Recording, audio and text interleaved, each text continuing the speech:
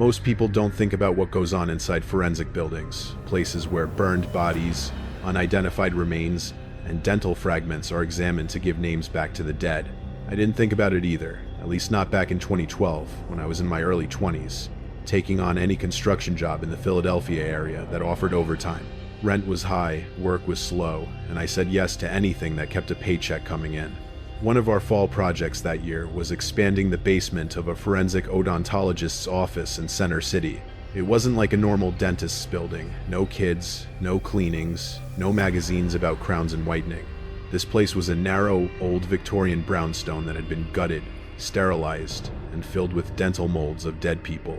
The whole building permanently smelled like wet brick and industrial antiseptic, the kind of scent that clings to your clothes even after you wash them. Our crew was small. Mike, the foreman, was a no-nonsense guy who didn't believe in ghosts, only in deadlines. Dave was the jumpy one, always stressed, always smoking, and always convinced something was wrong. And then there was me, just a broke young guy trying to stack overtime hours before the holidays. By late October, we were nearly finished framing and wiring the basement. The walls were only studs, the concrete floor still raw, but we had lights running, 3 caged construction bulbs hanging from long yellow cords that swung whenever you brushed past them. The layout was straightforward: a future bathroom, 2 storage rooms, and an open area that led to the stairs. We were behind on the electrical rough-in for the bathroom, and the inspector was coming the next morning. So when Mike asked if anyone wanted to stay late to run conduit, I took the shift without thinking twice. I should have gone home. The building closed around 6 p.m. The dentist left, the staff left, and the street outside quieted down into the usual Center City hum. By 6:30, I was alone in the basement, a concrete box with wooden ribs and humming lights. The only sounds were distant traffic and the old house settling. Around 7:30, the weather shifted. A storm started rolling up from the river, and the brownstone groaned under the pressure drop. I'd worked in old Philly buildings before, and they all had noises, pops, cracks, shifting beams. But when you're alone in the basement of a place that handles human remains, every sound hits a little different. I was on a ladder near the back of the basement, the same area that would become one of the storage rooms, when I heard it, a faint creak directly above me. I froze mid-movement, one hand on a wire nut, the other gripping the stud. The building was supposed to be empty. Doors were locked. Alarm set. I waited a few seconds, listening. Nothing. I let out a breath and went back to twisting the wires. Another creak echoed from upstairs, this time slower, more deliberate. I called out, "Mike?" My voice bounced off the concrete walls, but the silence that answered felt heavier. I tried to rationalize it. Maybe the wind pushed the front door. Maybe the old board shifted again. Maybe, just maybe, the dentist had come back for something. But none of that explained why the upstairs lights stayed off. From where I stood, I could see a thin outline of darkness under the basement door at the top of the stairs. If someone was up there, they were walking around in total blackness. 10 minutes passed before the footsteps returned, lighter this time, almost cautious. Whoever was upstairs was moving carefully, like they were trying not to be heard. I climbed down from the ladder and set my wire strippers on the floor. The clink of metal on concrete echoed far louder than it should have. The footsteps stopped instantly. That's when the fear really kicked in. If it were the cleaning crew, they wouldn't care about a noise. If it were the dentist, he would have said my name. But whoever was up there was quiet now, listening. I stepped into the center of the room, craning my neck toward the exposed joists. Based on the last creak, they were right above the basement stairs, right above the only exit. The construction lights swung gently from the thunder outside, throwing jagged shadows across the wooden frames. The air felt heavy, like the basement itself was holding its breath. Then the sky split open. A thunderclap shook the foundation, and the entire building went dark. No hum, no glow, no safety lights, just absolute suffocating blackness. Normally, a building like this would have emergency lighting, but we'd shut off the main breakers earlier to work on the new panel. There was nothing. I couldn't even see my own hands. I fumbled at my belt for my mag light, my hands shaking so badly I almost dropped it, before I could switch it on. The doorknob at the top of the basement stairs clicked, very slowly. Then the door creaked open. In the pitch black, I didn't dare turn on the flashlight.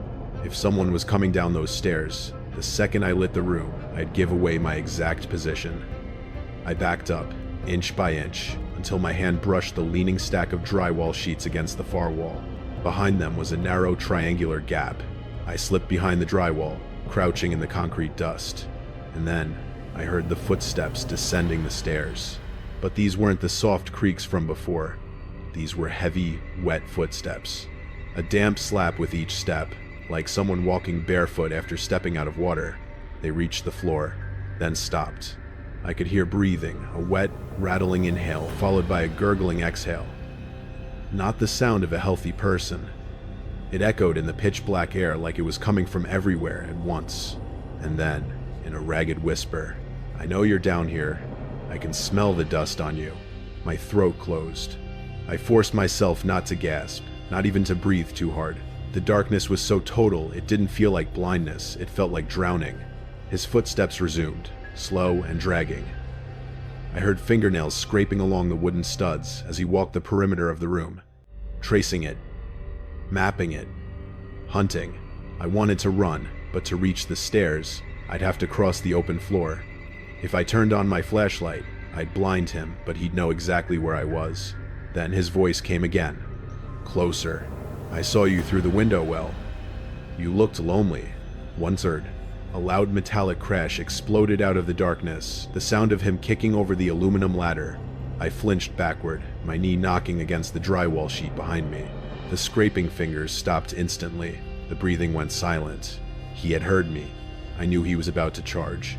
My heart slammed in my chest, so hard it hurt. I gripped the maglite like a weapon. My thumb hovered over the button.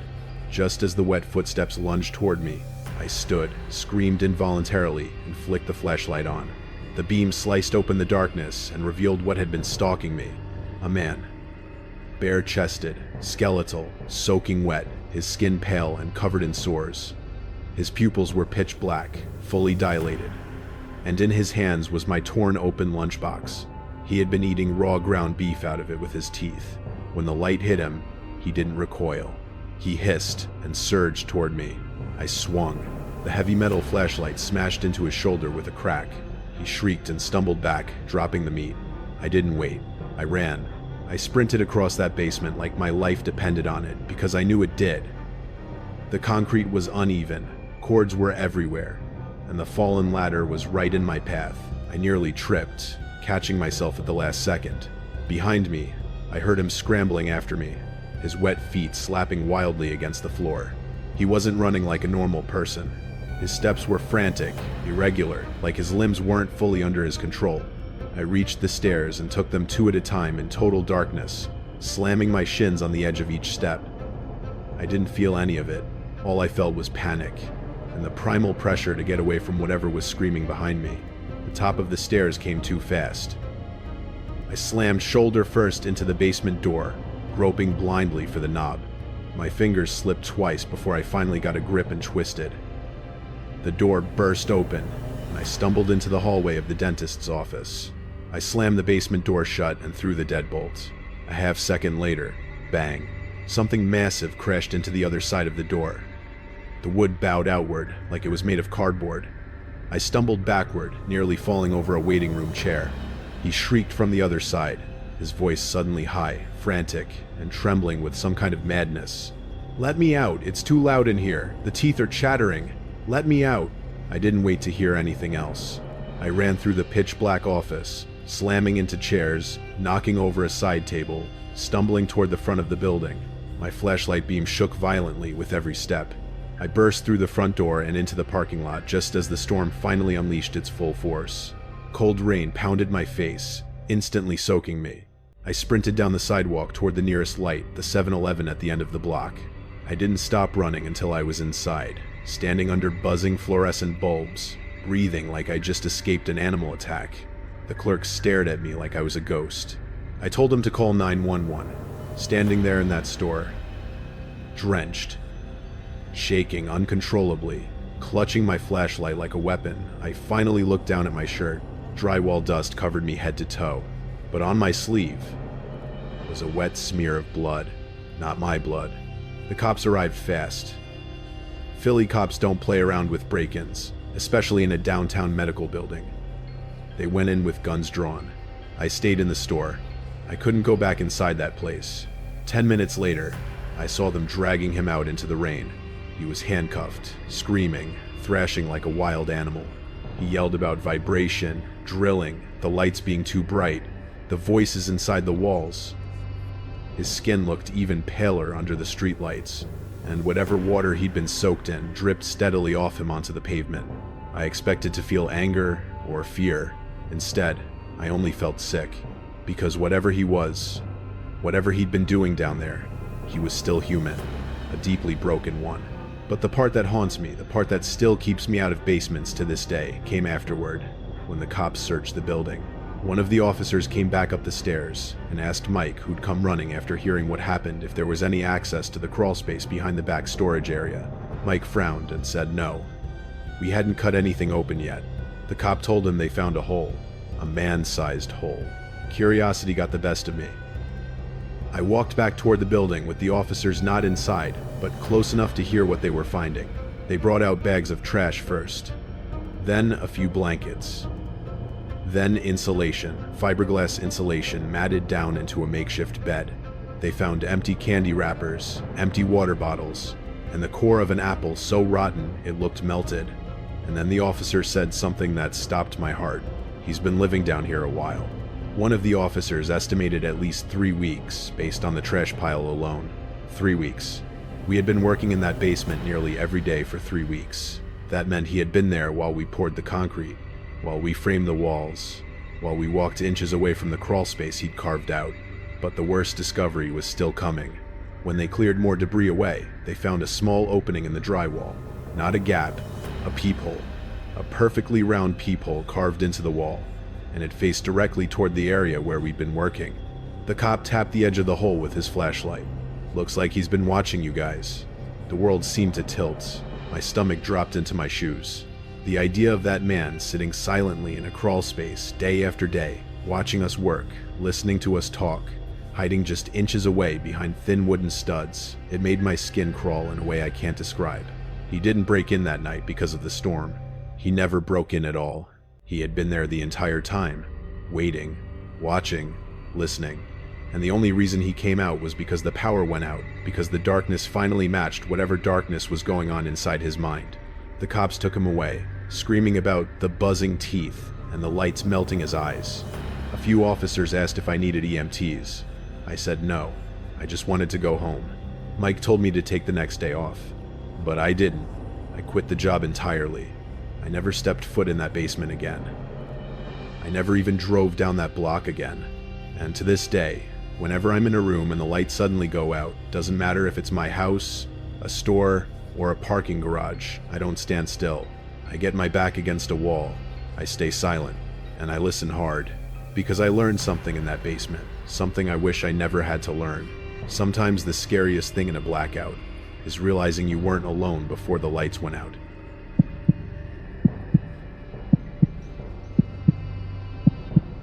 I've never been the type of person to get scared of technology. I'm a software developer, so I understand how these things work. Code is logic, input, output. There's no room for the supernatural in a line of Python. But what happened to me in the winter of 2018 made me realize that sometimes glitches aren't just errors. Sometimes they are invitations. I was living in a smart home in Austin, Texas. It was a new build. A sleek, modern box of glass and steel that I had fully automated. The lights, the locks, the thermostat, even the blinds, everything was controlled by a central hub I could access from my phone or via voice commands. I lived alone, and honestly, I liked the isolation. It felt clean, efficient. It was a Friday night, around 11 p.m. I was in the living room, focused on my laptop, debugging some code for work. The house was dead silent, save for the low hum of the HVAC system. "Hey, system, turn lights to cinema mode," I said, not looking up from my screen. The overhead lights dimmed, and the LED strips behind the TV turned a soft, deep blue. Perfect. I worked for another hour until my eyes started to blur. I decided to call it a night. I closed my laptop and stood up to stretch. "Hey, system, good night," I said. This was the macro command to lock all exterior doors, arm the security sensors, turn off all lights, and lower the thermostat to 68 degrees. The lights clicked off. The electronic deadbolt on the front door whirred and engaged. The house went dark, except for the moonlight filtering through the floor-to-ceiling windows. I turned to head toward the stairs when the living room lights flickered back on. Full brightness. 100%. I squinted against the sudden glare. "System, lights off," I commanded, annoyed. The lights went off. 2 seconds later, they clicked back on. Now, smart hubs are glitchy. I knew that. An update probably failed, or the Wi-Fi dropped. I pulled out my phone to check the app. The interface showed everything was normal. Status, lights off. But the room was blazing bright. I manually toggled the switch on the app. On, off, on, off. The physical lights didn't react. They stayed at full brightness. "Okay, fine," I muttered. I walked over to the manual wall switch and flipped it down. Nothing happened. The circuit was stuck closed. That's when the first chill went down my spine. Not because of ghosts, but because of the vulnerability. If the system was malfunctioning this badly, was the alarm actually on? Were the doors actually locked? I walked to the front door to check the deadbolt. It was engaged. I felt a bit better. I decided I'd just flip the breaker in the garage and deal with it in the morning. I walked through the kitchen toward the garage door. As I passed the smart fridge, one of those ones with the touchscreen built into the door, the screen lit up. Usually, it just showed the time and weather. But now, the screen was flashing rapidly. It was cycling through photos. My photos. I stopped, frozen. The screen was displaying a slideshow of pictures from my phone's camera roll. Me at the park, my coffee order, a picture of my cat. But then, the photos changed. These weren't photos I had taken. The screen showed a grainy, black and white image. It was a view of my living room, taken from a high angle. In the center of the photo was the back of my head, sitting on the couch. The timestamp in the corner of the photo read, "Today, 10:42 p.m. I felt the blood drain from my face. That was an hour ago. The screen flickered to the next photo. It was me standing in the kitchen, staring at the fridge. The timestamp read, "Now." I spun around, looking for a camera. I didn't have cameras inside the house. I was privacy conscious. I only had cameras on the exterior. The photo on the fridge was taken from the ceiling corner of the kitchen. There was nothing there but the smoke detector. The smart smoke detector. My heart hammered against my ribs. Someone wasn't just in my network. They were watching me. Right now. Through the sensors I had installed myself. "System. Stop," I said, my voice trembling. The voice assistant speaker on the counter, a small black cylinder, lit up with its blue ring. But it didn't speak in its usual robotic female voice. A recording played. It was audio of me. It was my voice, recorded from earlier that evening, but spliced together. Turn. Lights. Off. Good night. Then, silence. Then, a new voice spoke through the speaker. It wasn't the AI. It was a person. Their voice heavily distorted. Digital and crushed. But mocking. "System commands are disabled, Lucas. We're in manual mode now." And then, every single light in the house cut out. The sudden darkness was disorienting. I stood in the kitchen, blind. The electronic lock on the back door, the one leading to the backyard, disengaged. The front door lock disengaged. The garage door lock disengaged. The house was opening itself up. I stood in the dark, and for the first time in my life, I realized that the walls I built to keep the world out were actually trapping me inside with something else. I heard the back sliding door slide open on its tracks. The night air rushed in, cold and sharp. I wasn't alone anymore. I stood in the kitchen, paralyzed by the rush of cold air hitting my back. The sliding glass door was wide open, creating a gaping black mouth in the side of my house. I wanted to run out the front door, but the logic center of my brain, the programmer side, screamed at me. The lock's disengaged. But are they actually open? Or is he trying to funnel me there? "Lucas," the distorted voice crackled through the kitchen speaker. "You have a guest. Be polite." I scrambled for the knife block on the counter. My hand closed around the handle of a chef's knife. It felt archaic compared to the digital nightmare happening around me, but steel doesn't glitch.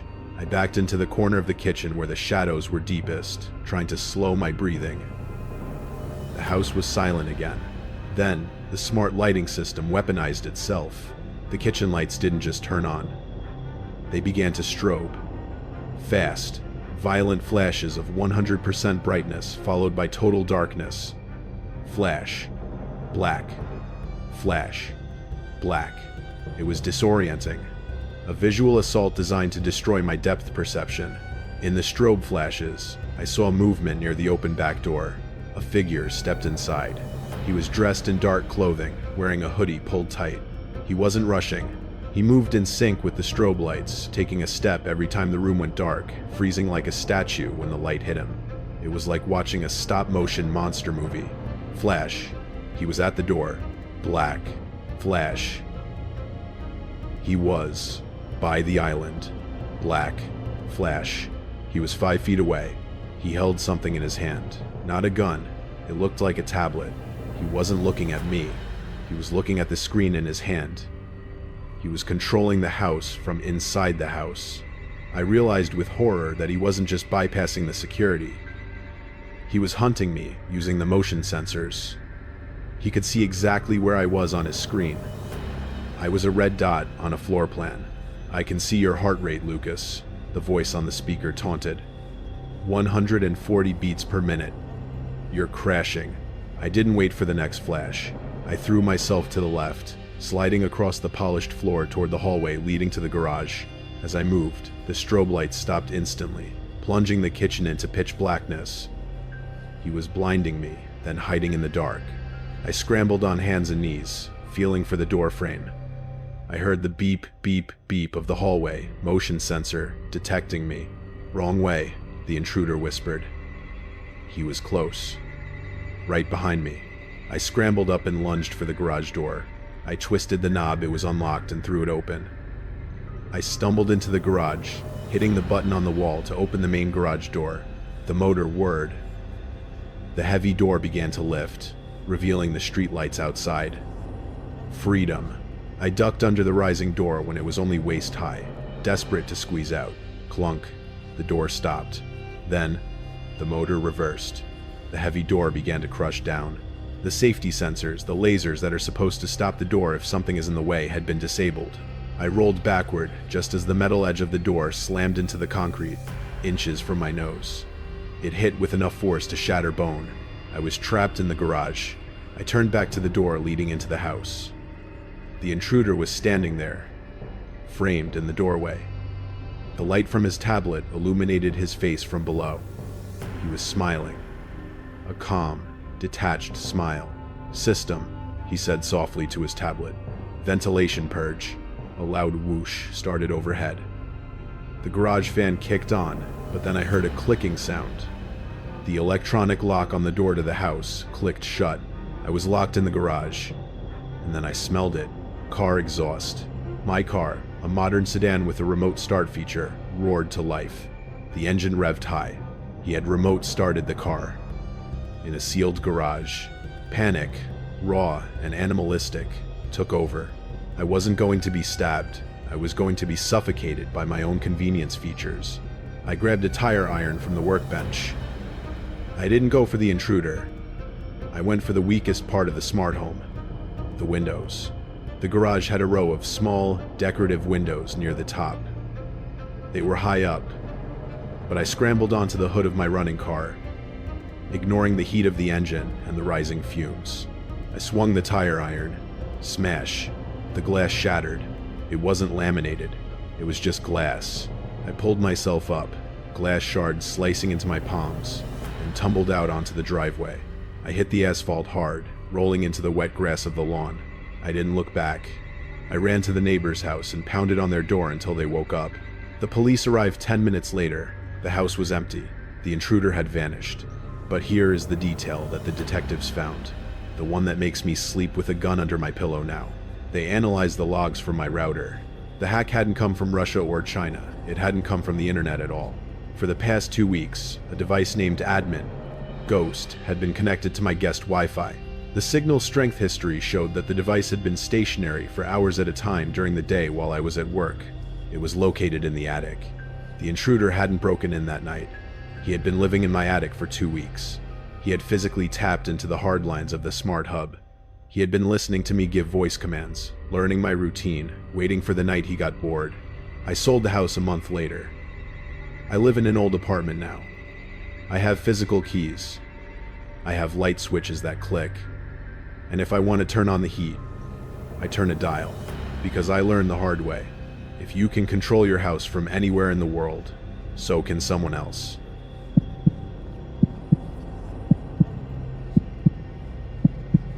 My name is Marcus.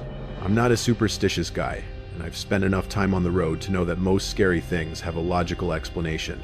But in 2016, my friends and I experienced something on a stretch of highway in Nevada that defies logic. It wasn't a ghost, and it wasn't a monster. It was an absence of light, an absence of sound, and for a few hours, an absence of reality. It was supposed to be a standard road trip. Me, my girlfriend Lily, and our friend Chris were driving back to California after spending a week in Utah. We were in Chris's SUV, a reliable older Toyota. Lily was in the passenger seat, navigating, and Chris was passed out in the back, snoring softly. I was driving. It was around 1 a.m. We were on one of those long, desolate 2-lane highways that cut through the high desert. No streetlights, no cell service, just the yellow center line and the endless black void of the scrubland on either side. We need gas soon, I said, glancing at the gauge. It was hovering just above a quarter tank. Lily looked up from her phone, which had no service displayed in the corner. The GPS says there's a town called Baker, about 40 miles ahead. We should be fine. We kept driving. The rhythm of the road was hypnotic. Thump, thump over the expansion joints. The drone of the engine. About 10 minutes later, we saw a sign. It was an old, reflective green highway sign, pitted with bullet holes from locals using it for target practice. Tunnel ahead, 2 miles. Headlights required. A tunnel? Lily frowned. I didn't see a tunnel on the map. It's probably just cutting through a ridge, I said. Maps aren't always updated out here. We crested a small hill, and there it was. It didn't look like a modern highway tunnel. It looked like a wound in the side of the mountain. The entrance was concrete, stained, black, with decades of exhaust soot. There were no lights inside, just a gaping maw of darkness. As we approached, a strange feeling settled in my stomach. You know that drop you feel in an elevator? It was like that, but constant. Creepy, Lily muttered. Wake up, Chris, I said, half joking. If we break down in there, I want the muscle awake. We entered the tunnel. The sound changed instantly. The open-air whoosh was replaced by a hollow, metallic echo. My headlights cut into the gloom, illuminating the curved concrete walls. They were covered in graffiti, but not the usual tags. These looked like scratches, frantic, chaotic lines etched into the stone. The tunnel was narrow, barely wide enough for 2 cars. I slowed down to 40 miles per hour. How long is this thing? Chris asked from the back, groggy and rubbing his eyes. Can't be long, I said.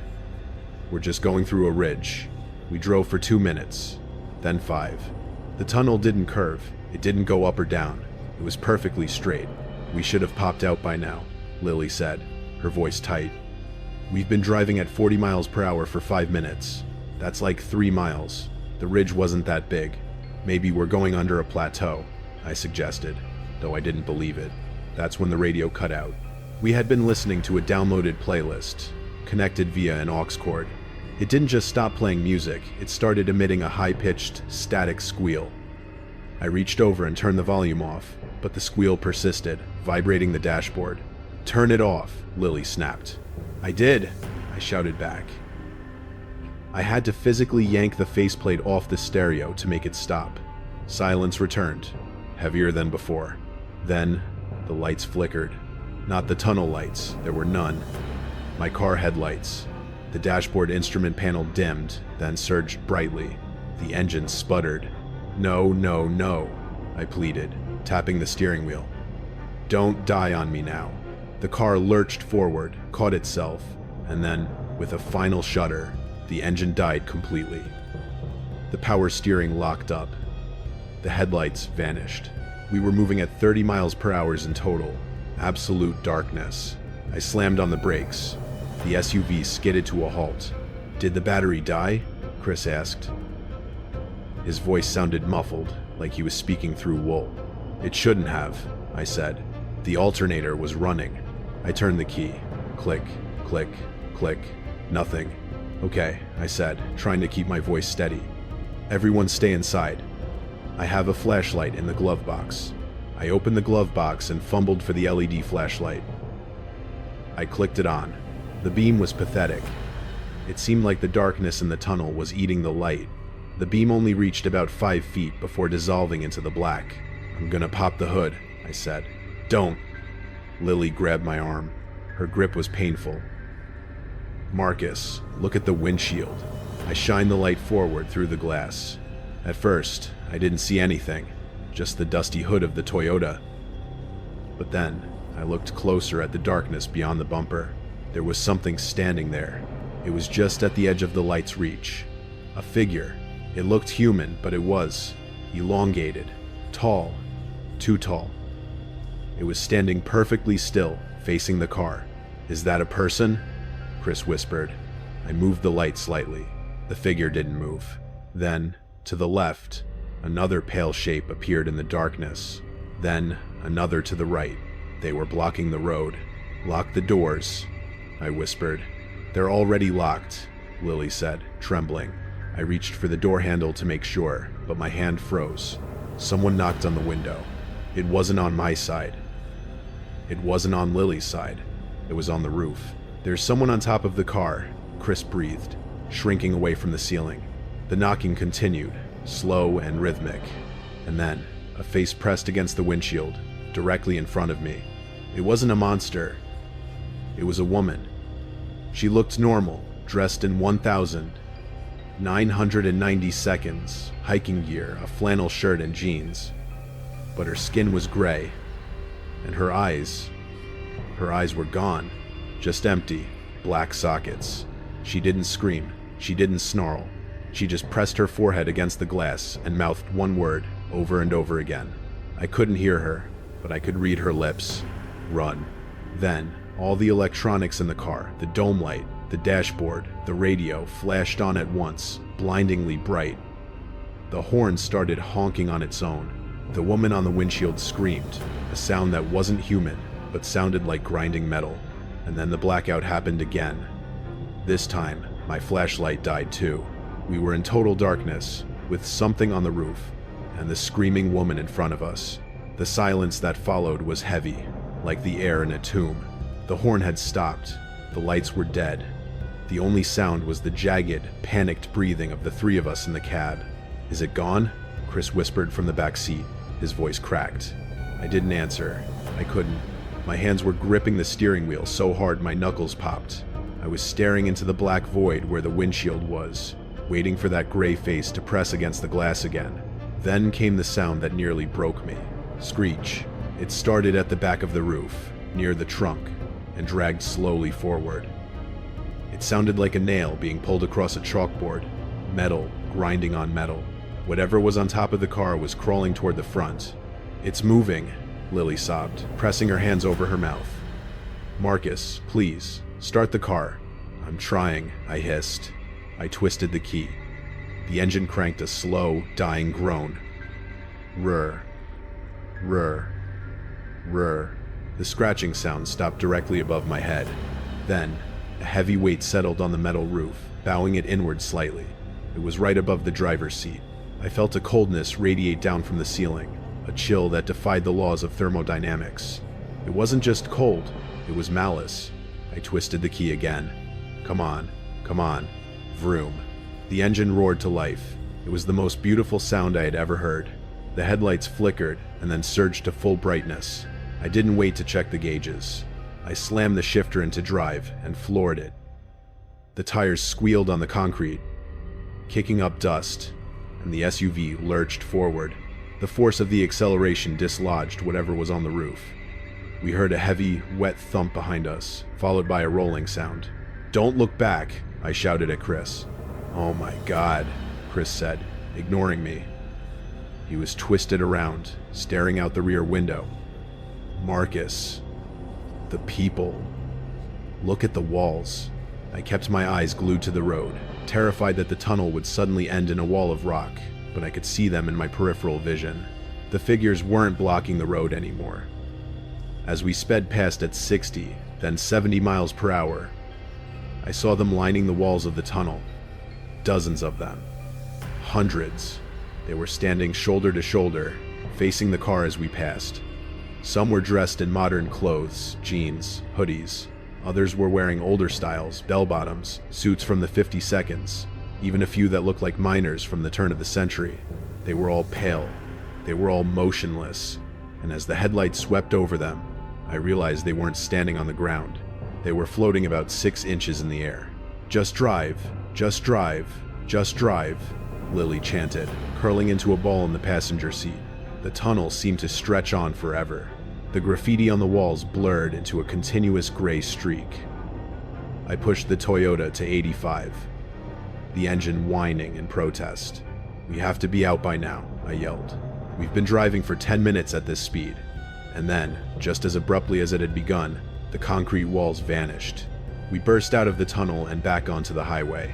But it wasn't the pitch-black desert night anymore. The sky was a bruised purple color, the early signs of dawn breaking over the horizon. I didn't slow down. I drove for another 40 miles in silence, my heart rate refusing to drop below 120. We didn't speak. We didn't look at each other.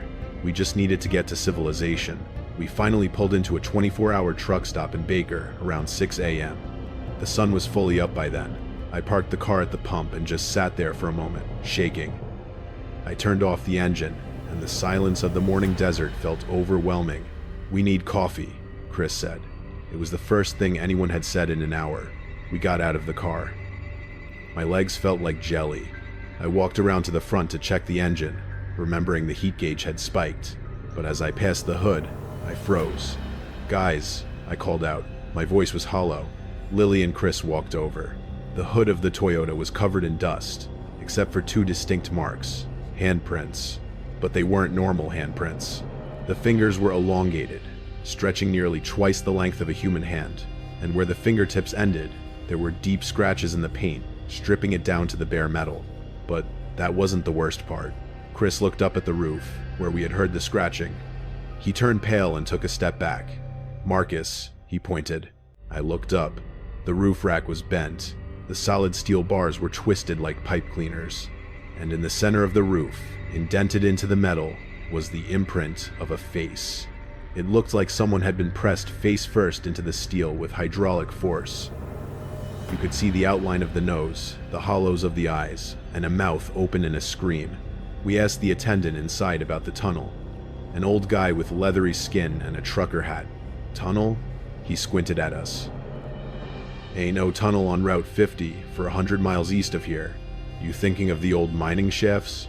"No," I said, pulling out my phone to show him the map. It was right. I stopped. I looked at the GPS history on my phone. There was a straight line showing our path on the highway, but right in the middle of the desert, where the tunnel should have been, the blue line zigzagged erratically back and forth, like a scribble, before shooting straight forward again. According to the GPS, we had driven in circles for 4 hours, but the odometer on the car showed we had only traveled 3 miles during that time. We never talked about it again. We sold the car a week after we got back. Chris took the bus home. Lily and I broke up a few months later. She said she couldn't sleep when I was in the room because my breathing reminded her of that night. I still drive for work. But now, I carry a paper map. And if I see a sign for a tunnel that isn't on that map, I don't care how much time it adds to the trip, I turn around.